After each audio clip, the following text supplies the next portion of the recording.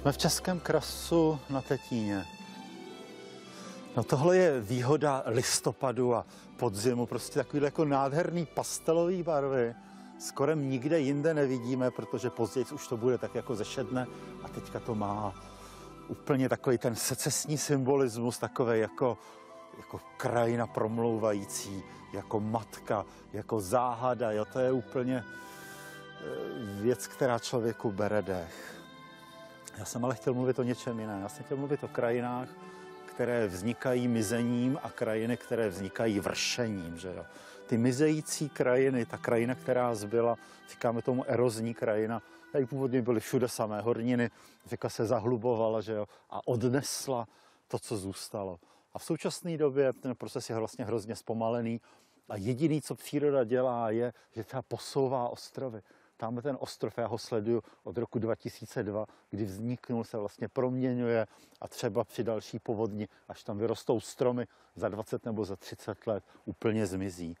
Ale člověk v Českém krasu funguje teďka v podstatě jako geologický činitel a tu hlavní erozi, ten hlavní vlastně odnos, to znamená ty vápencové lomy, dělá on. Žijeme v krajině, která v podstatě nějakých jako 10-12 milionů let jenom ubývá.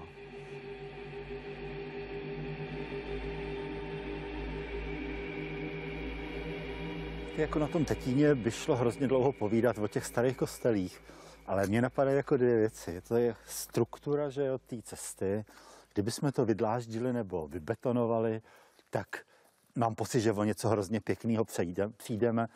A navíc vlastně, jak ono se to proměňuje. Jo? Odpoledne to bude jiný a za pár dnů to bude jiný. A druhá věc je, že my si můžeme odmyslet ty kostely a nechat si tady jenom ty dráty.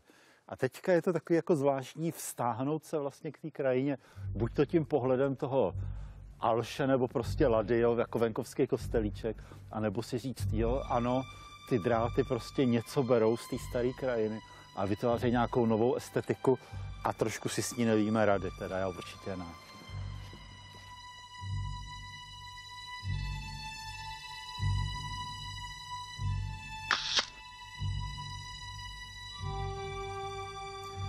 Zasadlení je vždycky bezvadný, protože nám zdvojuje krajinu a protože jako vytváří takovou metaforu, že vlastně hodně věcí vidíme jenom jako v zrcadle.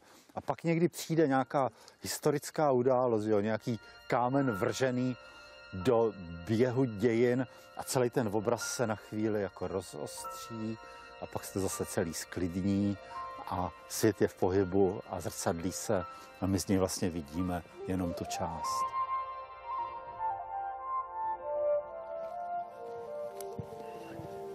Kruhový lom u Tetína. Jak bychom s touhletou krajinou zacházeli, kdybychom mohli vrátit čas někdy třeba do roku 1880? Především asi bychom si řekli, že přírodní hodnoty, údolí Berounky, prostě nádherný vápencový kanion, jako nic podobného vlastně nemáme v Čechách, v kombinaci s Tetínem vytvářejí optimální místo pro takové jako archeologicko, historicko, národní rezervaci, která má nádherný přírodní prvky. Nicméně přeci jenom došlo k otevření lomu. Naštěstí už v těch 20. letech byl požadavek, aby ten lom neodtěžil vlastně celý ten bok toho údolí, ale aby se jakoby paralelním kanionem zaříznul mimo. To znamená, tady jako ta perspektiva je poměrně jako pěkná. Pokud zůstane zachovaná tahle ta jako skalnatá stěna, že jo, tak vznikne takový jako pokračování kanionu. Dole se nám to zatápí vodou, ta voda v krajině je vždycky jako pěkná. Já bych byl docela rád, kdyby to tam zůstalo. Dokonce by mi nevadilo prostě prohloubení lomu tak hodně hluboko, takže aby mohlo vzniknout i hodně vlastně hluboký jezero. Jinak další problém tady na Tetíně byl ten, vidíte, to jsou ty obrovské skrývky, 10-15 metrů vlastně půd. Co s tím? Takže se udělaly umělé kopce po obou stranách. Dneska se to řeší vnitřní výsypkou. A zpočátku to vypadalo tak, že tyhle ty umělé kopce budou horší než lom, protože z dálkového pohledu vlastně byla vidět jako rovina a na tom prostě dvě takové haldy.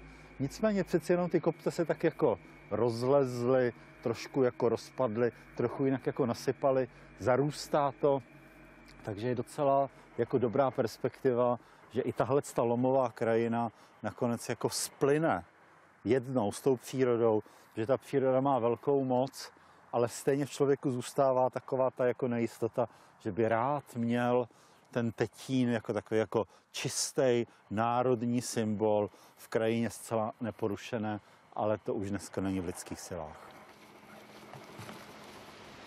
Lidi, kteří žijí u moře, si navykli sledovat krajinu jako pruhy. Pruh pláže, pruh modrého moře, pruh oblohy, že jo, někdy ještě nad tím vlastně mraky. Ale my, protože jsme v Čechách, tak máme úplně jiný pruhy krajiny. Máme žlutozelenou louku a nad tím vlastně temný les a mlhu a zatím vlastně tušíme skály. My jsme tady ale z jiného důvodu. My jsme tady kvůli lomu. Tady šly vrty, které odkryly 40 metrů písku, sutí, vlastně hlin a ukázalo se, že původní relief vypadal tak, že návrší Kody končilo skoro kolmo a teprve potom vlastně přešlo do té roviny, ve které je založen lom. Takže tady je takový jako pro ten lom ospravedlňující okolnost taková, že ten lom trošičku jakoby rekonstruuje a znovu vytváří krajinu, která tady už jednou byla. A v takových případech je poměrně reálná šance, že ten člověk s tou přírodou nakonec nějakým způsobem splyne a že výsledek nebude vypadat tak moc špatně. Červený lom u Koněprus. Tohle je jedno z těch několika míst, kde byly těženy krásný červený mramory. Dneska se netěží a lom rychle zarůstá. Pásy dopravní, že jo, barely, taková jako běžná součást industriální lomové krajiny. Výhoda je, že to dá docela dobře jako vyčistit. A tohle je vlastně výsledek zarůstání lomu po pouhých několika vlastně letech, kdy lom nebyl těžen.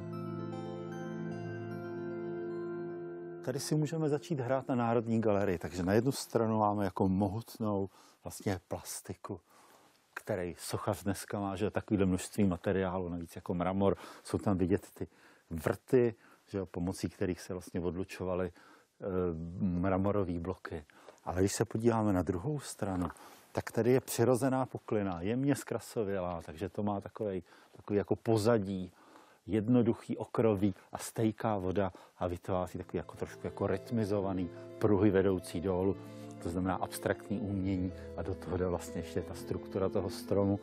Takže tohle je vlastně kus takový tý velice nádherný estetiky malého opuštěného lomu.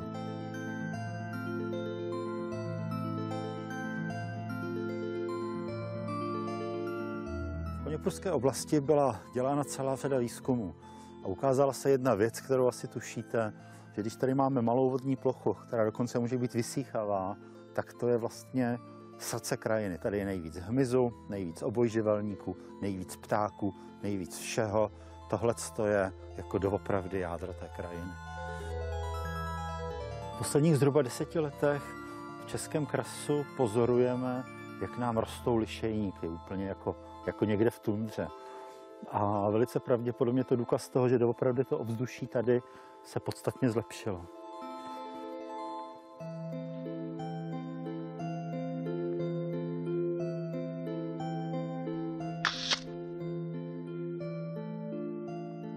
Jak vypadala ta krajina, o kterou jsme přišli díky lomu?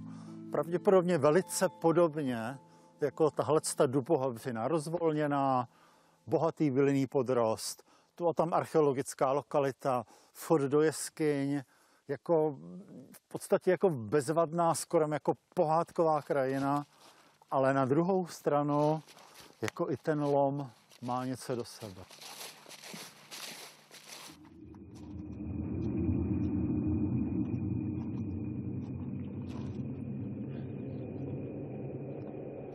Velkolom Čertovy schody byl založen v 50. letech.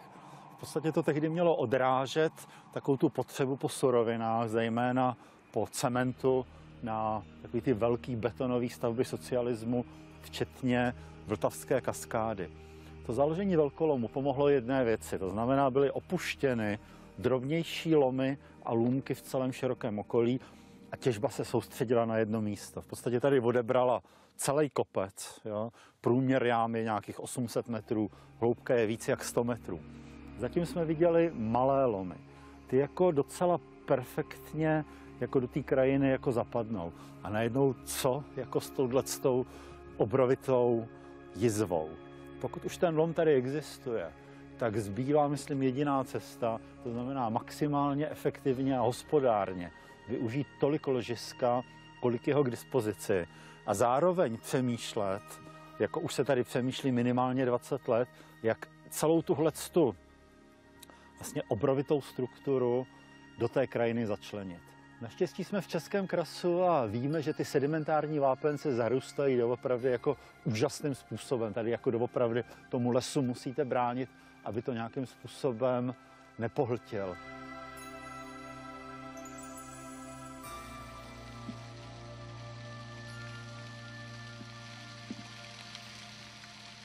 Ona tady byla krásná krajina, krásný kopec a ten zmizel. Teďka je tady krásný lom, že jo? A ono taky hrozí nebezpečí, že zmizí.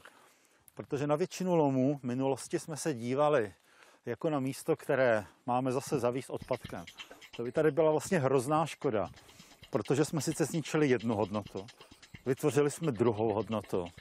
A když už ta hodnota, to znamená ten lom, ta jáma, ty stěny, krajinná monumentalita, geologické odkryvy, tu a tam krasový jev prostě existuje, tak je nutné to dotáhnout nějakým způsobem jako do konce. Mizení obvykle považujeme za nevratný a negativní proces. A co tady bude, až skončí těžba vápence? Tady ta odpověď je optimistická a je přímočará. Bude tady národní přírodní rezervace, protože území je geologicky tak významné.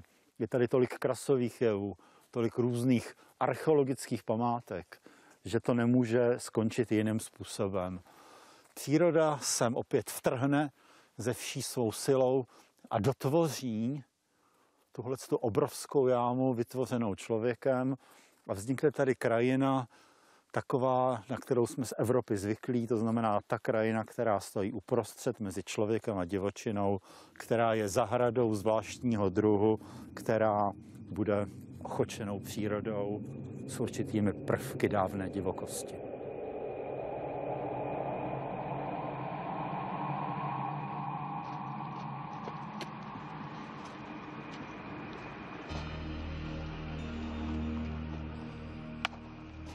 On z tohoto kraje pochází Jan Preisler, který byl označen za malíře české duše.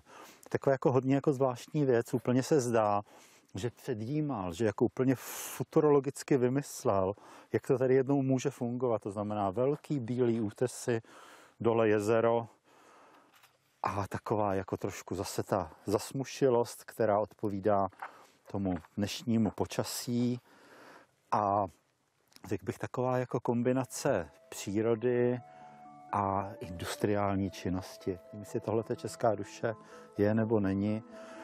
Takže podle mýho názoru velkolom Čertovy schody západ, tahle prostě obří jáma, až jednou bude dotěžená, ještě třeba o 20 metrů níž. A pokud by tady jednou vzniklo jezero, tak se vlastně může stát takovým úplně poutním místem.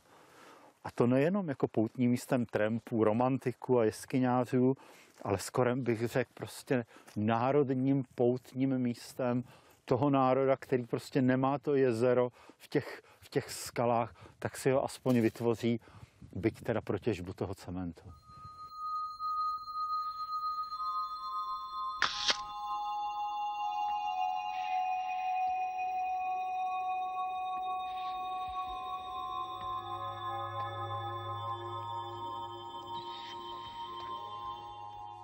Jak bude vypadat velkolom Čertovy schody za nějakých 50 nebo 100 let? Skoro určitě jako lom Kobyla, který je vzdálen jenom asi tak jako kilometr, že jo? Byl opuštěn někdy po roce 1926, pak se sem těžba vracela ještě v 50. letech, takže tohle je stav jako jedné z nejkrásnějších vlastně skal v Českém krasu a je to skala v bývalém lomu. Bohužel na velkolom Čertovy schody bylo používáno velké množství trhaviny, takže došlo k tomu, že ten skalní masiv je víc jako rozbit. To znamená, není pravděpodobné, že ve velkolomu by se podařilo vytvořit takhle prostě krásný, vertikální, vysoký stěny, jako máme na Kobyle, spíš to budou systémy menších skalek. Proces zarůstání lomu začíná lišejníky a mechy a ono to má vlastně ten velký dopad, že mechy drží vlhkost, umožní chytit se trávu, umožní chytit se malým stromkům a v okamžiku, kdy se na lokalitě objeví mechy, tak víme, že ta sukcese už bude velice rychlá. A tady jsme o krok dál. Lomová stěna zarostla mechem, travou, objevily se stromky, přichází les a invaze přírody už je nevyhnutelná.